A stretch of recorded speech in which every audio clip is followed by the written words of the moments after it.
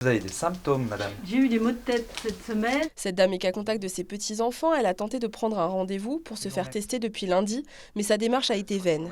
Et ce n'est qu'aujourd'hui qu'elle est parvenue à avoir un créneau. Un peu compliqué, Doctolib compliqué. J'ai appelé des labos, et comme je suis cliente à la pharmacie, je suis revenue et j'ai pu avoir une disponibilité. Mais sinon, ouais, c'est un peu la galère pour avoir un rendez-vous. Ouais.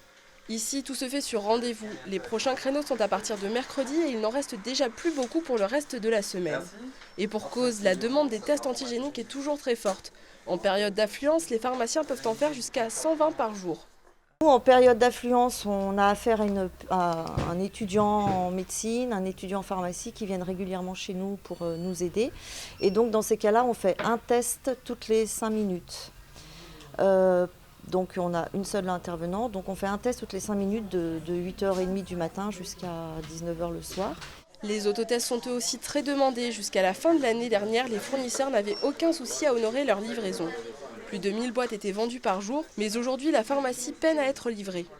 On a été fournis jusqu'au 31 décembre, on a pu répondre à la demande. On est resté à court pendant un jour ou deux, mais le lendemain on recevait les tests, donc ça allait. Les autotests, par contre depuis le mois de janvier, je reconnais que je n'ai pas reçu d'autotest. Et j'en ai plein en commande.